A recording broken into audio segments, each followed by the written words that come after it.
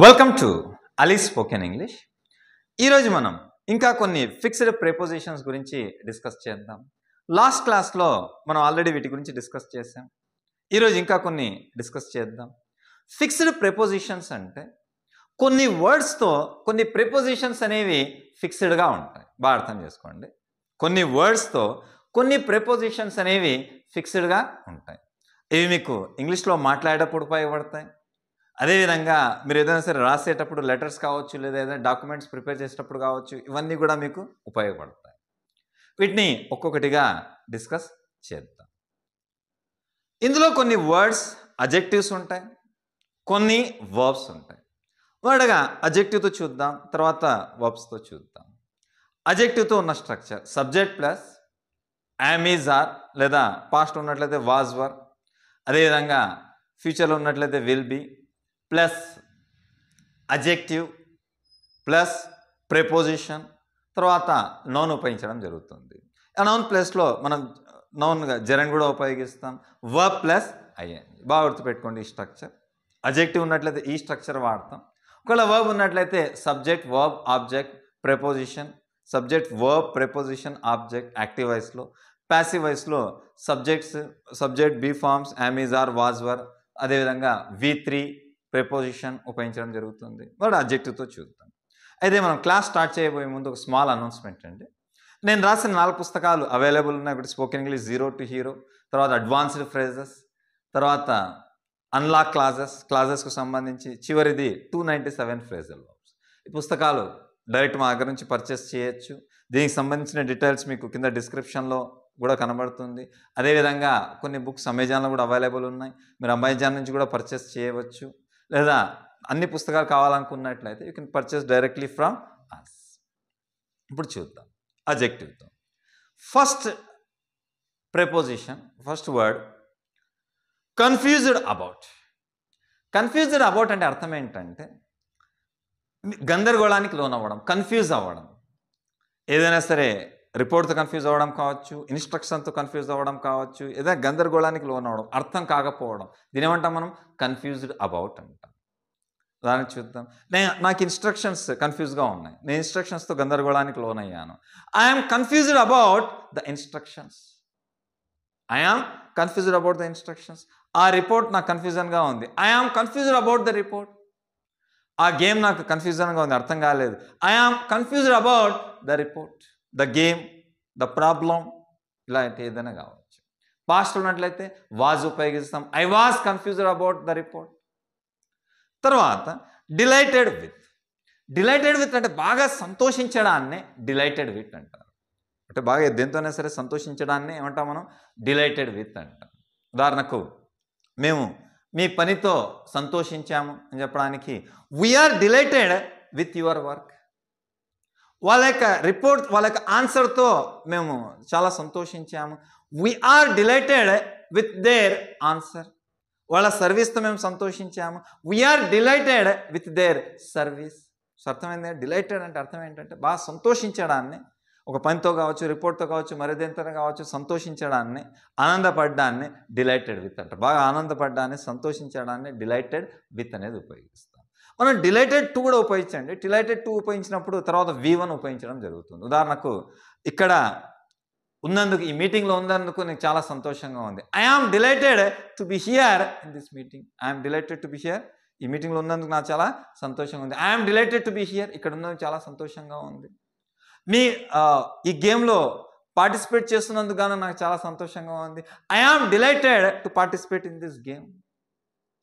ఆ ప్రపోజల్ని యాక్సెప్ట్ చేస్తున్నందుకు గాను మేము చాలా సంతోషంగా ఉన్నాము. మేము యాక్సెప్ట్ చేస్తున్నందుకు గాను we're delighted to accept that. So అర్థమైంది అంటే డిలైటెడ్ విత్. తర్వాత అదేవిధంగా సంతోషపడడం ప్లీజ్డ్ విత్ అంటారు. ఇక్కడ ప్లీజ్డ్ విత్ అంటే అర్థం ఏంటంటే ఒక పనితో కానీ మరి దేంతోనైనా కానీ సంతృప్తి చెందినట్లయితే, సాటిస్ఫై అయినట్లయితే ప్లీజ్డ్ విత్ ఆడతారు. బాగా అర్థం చేసుకోండి. సంతోషించినట్లయితే, ఆనందపడినట్లయితే డిలైటెడ్ వాడతాం. ఒక పనితో సాటిస్ఫై అయినట్లయితే, మరి దేంతో అయినా సరే సాటిస్ఫై అయినట్లయితే, సంతృప్తి చెందినట్లయితే ప్లీజ్డ్ విత్ వాడడం జరుగుతుంది. చూద్దాం. మేము మీ పనితో సంతృప్తి చెందాము, సాటిస్ఫై అయ్యాము. We're pleased with your work. మేము వాళ్ళ రిపోర్ట్తో ప్లీజ్డ్ అయ్యాము. We're pleased with their report. So అర్థమైంది అండి, ప్లీజ్డ్ అంటాం. తర్వాత డిసప్పాయింటెడ్ విత్. డిసప్పాయింటెడ్ విత్ అంటే అర్థం ఏంటంటే నిరాశ చెందడం. మనం ఏదైతే ఎక్స్పెక్ట్ చేసామో వాటిని మనం రీచ్ కాలేకున్నప్పుడు ఎవరైనా సరే నిరాశ చెందుతారు.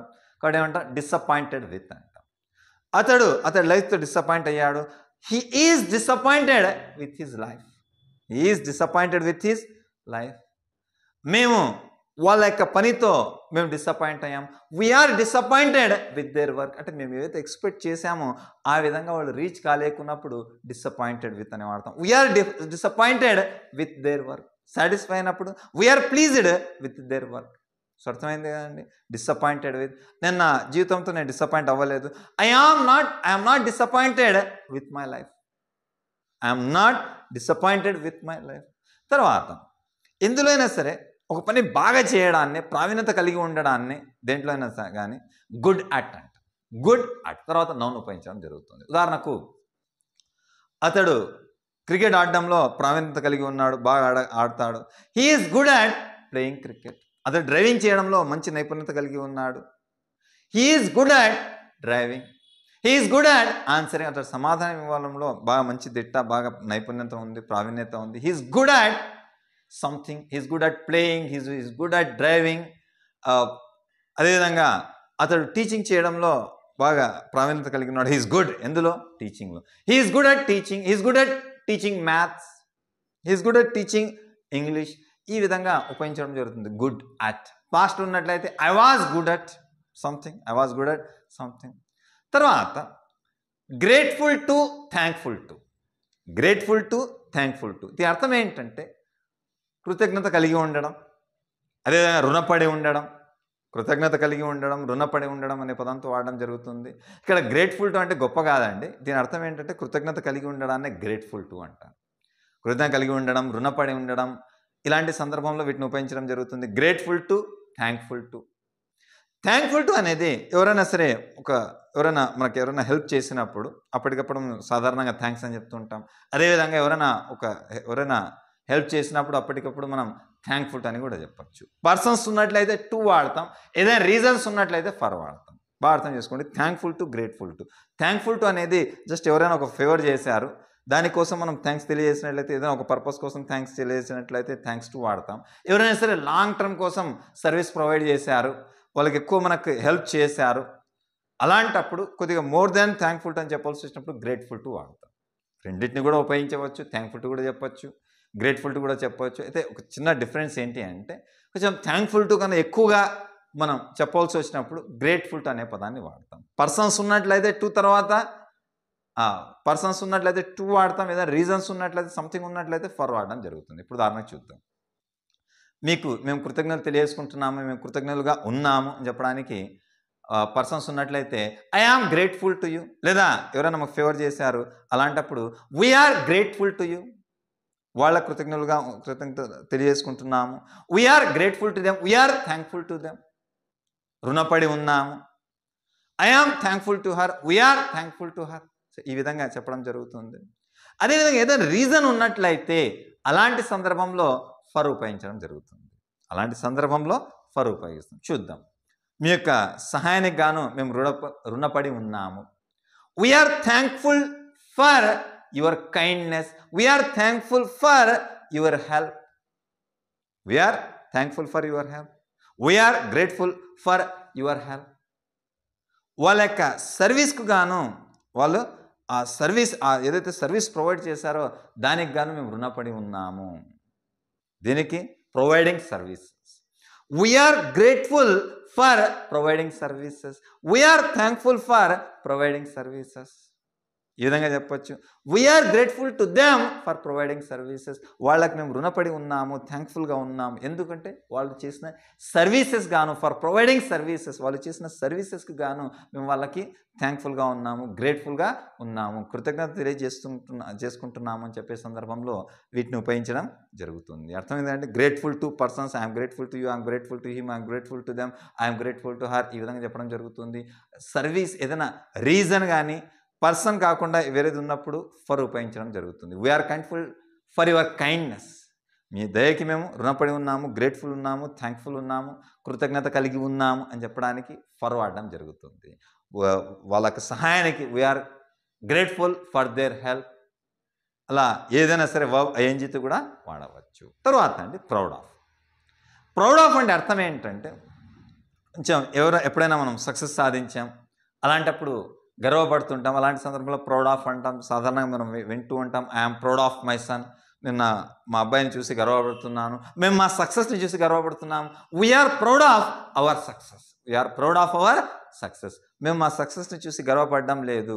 We are not proud of our success. మేము మా వెల్త్ని చూసి గర్వపడడం లేదు. We are not proud of our wealth. తర్వాత అషేమ్డ్ ఆఫ్. అషేమ్డ్ ఆఫ్ అంటే సిగ్గుపడడం. ఏదైనా చేసిన పనికి గాను సిగ్గుపడ్డానే అషేమ్డ్ ఆఫ్ అంటారు. ఉదాహరణకు ఎవరైనా ఒక వ్యక్తి ఉన్నాడు, అతడు రూడ్గా బిహేవ్ చేశాడు, తర్వాత దానికి గాను అతడు సిగ్గుపడ్డాడు. He is ashamed of his rude behaviour. మేము మా మిస్టేక్ గాను మేము సిగ్గుపడుతున్నాం. We are ashamed of our mistake. We are ashamed of our mistake. He is ashamed of his behaviour. తర్వాత ఇంకా ఏదైనా వాడచ్చండి అషేమ్డ్ ఆఫ్ తర్వాత మీకు అవసరాన్ని బట్టి ఉపయోగించండి. తర్వాత familiar with. Familiar with. Familiar with అంటే అర్థం ఏంటంటే మీకు దేని గురించైనా సరే కొద్దిగా అవగాహన ఉంది, పరిచయం ఉంది, అది మీకు తెలుసు అని చెప్పే సందర్భంలో ఫెమిలియర్ విత్ వాడతాం. ఉదాహరణకు మీరు ఒక సాఫ్ట్వేర్ ఇంతకుముందే ఉపయోగించారు, నెక్స్ట్ టైం ఆ సాఫ్ట్వేర్ వాడడానికి మీరేమంటారు? ఆ సాఫ్ట్వేర్ నాకు పరిచయం ఉంది, ఆ సాఫ్ట్వేర్ గురించి నాకు తెలుసు. ఈ విధంగా వాడచ్చు. I'm familiar with the software. I'm familiar with the work. I'm familiar with the report. లేదా మీరు ఒక ప్రదేశంలో ఆల్రెడీ వెళ్ళి వచ్చారు ఇంతకుముందే, కాబట్టి మీరు ఇప్పుడు ఈ విధంగా చెప్తున్నారు, ఆ ప్రదేశం నాకు ఫెమిలియర్, ఆ ప్రదేశం నాకు తెలుసు అని చెప్పే సందర్భంలో ఈ విధంగా చెప్పొచ్చు. I'm familiar with that place. So అర్థమైంది అంటే ఫెమిలియర్ అంటే ఆల్రెడీ మనకు తెలిసి ఉన్నట్లయితే, కొద్దిగా పరిచయం ఉన్నట్లయితే అలాంటి సందర్భంలో ఫెమిలియర్ విత్ వాడడం జరుగుతుంది. తర్వాత అండి apologise to. Apologise to, apologise for. Apologise to ఉన్నట్లయితే పర్సన్స్ ఉపయోగించడం అంటే క్షమాపణ కోరడం. అపాలజైజ్ అంటే క్షమాపణ కోరడం. అపాలజైజ్ టు యూ అంటే మిమ్మల్ని నేను క్షమాపణ కోరుతున్నాను. ఐ అపాలజైజ్ టు యూ, మిమ్మల్ని నేను క్షమాపణ కోరాను. పర్సన్స్ ఉన్నట్లయితే టు ఉపయోగించడం జరుగుతుంది. ఏదైనా రీజన్స్ ఉన్నట్లయితే ఫర్ ఉపయోగించడం జరుగుతుంది. నేను మీకు క్షమాపణ తెలియజేసుకుంటున్నాను. ఐ అపాలజైజ్డ్ టు యూ, ఆలస్యానికి for delay. Apologized you for delay. లేదా మిస్టేక్కి నేను అపాలజైజ్ తెలియజేసుకుంటున్నాను. I apologize to you for the mistake. సమయానికి ప్రాజెక్ట్ కంప్లీట్ చేయనందుకు గాను నేను క్షమాపణ తెలియజేసుకుంటున్నాను. I apologize for not completing the project on time. సమయానికి కంప్లీట్ చేయలేకున్నందుకు గాను, నాట్ కంప్లీటింగ్ చేయలేకున్నందుకు గాను నేను క్షమాపణ కోరుకుంటున్నాను. పర్సన్స్ ఉన్నట్లయితే టు వాడతాం. I apologize to you, apologize to him, apologize to her, apologize to them, ఈ విధంగా వాడతాం. రీజన్ ఉన్నట్లయితే ఫర్ వాడతాం. I apologized for the mistake, I apologized for delay, I apologized for not completing the project on time, I apologized for not arriving something, ఏదైనా కావచ్చండి. ఇలా verb ఐఎన్జితో అన్న వాడండి, లేదా నౌన్ అయినా ఉపయోగించండి. బాగా గుర్తుపెట్టుకోండి, ఏదైనా నౌన్ అయినా కానీ వాడండి, లేదా వర్బ్ అయినా కూడా వాడవచ్చు. ఇంకోటి అండి, ఈ అపాలజైజ్ అనేది వర్బ్. ఇది దీనికి స్ట్రక్చర్ మనకి subject, verb, preposition, object. Object ప్లేస్లో నౌన్ లేదా జెరెండ్, వర్బ్ ప్లస్ ఐఎన్జిని ఉపయోగించడం జరుగుతుంది. అపాలజైజ్ అనేది ఇంతకుముందు మనం డిస్కస్ చేసినవి అజెక్టివ్తో, ఇది వర్బ్ అండి. దీనికి structure subject, verb, preposition, object. Active వైస్లో, ప్యాసివ్ వైస్లో ఉన్నట్లయితే సబ్జెక్ట్, యామ్, ఈజ్, ఆర్ లేదా was verb plus V3 plus preposition, ఈ విధంగా ఉపయోగించడం జరుగుతుంది. తర్వాత ఎక్స్క్యూజ్. ఎక్స్క్యూజ్ అంటే క్షమించడం. సాధారణ మనం ఉపయోగిస్తుంటాం, ఎక్స్క్యూజ్ మీ అంటే నన్ను క్షమించండి. ఎక్స్క్యూజ్ ఫర్ ఉపయోగించడం జరుగుతుంది. ఆలస్యానికి కానీ నన్ను క్షమించండి. Excuse me for delay, excuse me for the mistake, ఇలా ఏదైనా కూడా వాడచ్చు. ఎక్స్క్యూజ్ ఫర్ ఉపయోగించడం జరుగుతుంది. ఇది కూడా ఒక వర్బ్. తర్వాత అండి ఇన్సిస్ట్ ఆన్. ఎక్కువగా ఉపయోగిస్తాం, బాగా ఉపయోగపడుతుంది. ఇది స్పోకెన్లో కూడా బాగా ఉపయోగపడుతుంది. ఇన్సిస్ట్ ఆన్ అంటే అర్థం ఏంటంటే ఏదైనా పట్టుపట్టడాన్ని ఇన్సిస్ట్ ఆన్ అంటారు. ఉదాహరణకు మీరు మీ ఫ్రెండ్స్తో కలిసి హోటల్కి వెళ్ళారు, తిన్న తర్వాత మీ ఫ్రెండ్ అతడే బిల్ పే చేస్తానని పట్టుపట్టాడు. ఇలాంటి సందర్భంలో ఏం వాడతాం? He insisted on paying the bill. వాళ్ళు మాతో వస్తారని చెప్పి ఇన్సిస్ట్ చేశారు, పట్టుబడ్డారు. They insisted on coming with us. వాళ్ళు మాతో ఆడతారని చెప్పి పట్టుబడ్డారు. They insisted on playing with us. Insist on ఇది ఒక వర్బ్, దీనికి past tense insisted on. Insisted on paying the bill, insisted on coming with us, insisted on completing the project. ఇలా ఈ విధంగా ఉపయోగించడం జరుగుతుంది. ఇన్సిస్ట్ ఆన్ ఏదైనా సరే పట్టుబడ్డాన్ని ఏమంటాం, ఆ పని జరిగి తీరాల్సిందే అని చెప్పే సందర్భంలో ఇన్సిస్ట్ ఆన్ ఉపయోగించడం జరుగుతుంది. తర్వాత బ్లేమ్ ఫర్, ఒకరిని నిందించడం. బ్లేమ్కి ఫర్కి మధ్య ఆబ్జెక్టివ్ ప్రొనౌన్ ఉపయోగించవచ్చు. ఆలస్యంగాను అతను నన్ను బ్లేమ్ చేశాడు. He blamed me for the delay. He blamed me for the delay. Mistake గాను అతను నన్ను బ్లేమ్ చేశాడు. He blamed me for the mistake. అర్థమైందండి. Blame. Don't blame anyone for any reason. ఎవరిని కూడా ఏ రీజన్ కూడా బ్లేమ్ చేద్దాం. Don't blame anyone for any reason. ఏ రీజన్స్ అయినా కానీ ఎవరిని కూడా బ్లేమ్ చేయవద్దు. అదేవిధంగా సమయానికి ప్రాజెక్ట్ పూర్తి కానందుకు గాను వాళ్ళు మమ్మల్ని బ్లేమ్ చేశారు. They blamed me for not completing the project on time. తర్వాత సక్సీడ్ ఇన్. సక్సీడ్ ఇన్ అంటే అర్థం ఏంటంటే ఏదైనా సరే దేంట్లోనైనా సరే సక్సెస్ అవ్వడాన్నే సక్సీడ్ అంటాం. అతడు కెరియర్లో సక్సెస్ అయ్యాడు. He succeeded in his career. He succeeded in his career. He succeeded in his exams. మీరు మీ యొక్క డ్రీమ్ను మీరు అచీవ్ చేసుకోవాలనుకున్నట్లయితే మీరు వర్క్ హార్డ్ చేయాలి. If you work hard you will succeed in achieving your dream. మీ డ్రీమ్ని మీరు అచీవ్ చేసుకోవాలనుకున్నట్లయితే మీరేం చేయాలి, కష్టపడాలి. ఇఫ్ యు వర్క్ హార్డ్, మీరు కష్టపడినట్లయితే you will succeed in achieving your dream. అప్పుడు మాత్రమే మీరు మీ డ్రీమ్ను మీరు అచీవ్ చేసుకోగలరు. సో అర్థమయ్యేదండి. ఇవన్నీ కూడా ఫిక్స్డ్ ప్రిపోజిషన్స్. ఇవి బాగా ఉపయోగపడతాయి మనకి డైలీ లైఫ్లో. మీరు మాట్లాడేటప్పుడు ఉపయోగపడుతుంది, అదేవిధంగా రిటర్న్లో కూడా చాలా వరకు ఉపయోగపడతాయి. I hope you understood. Thank you. Thanks for watching.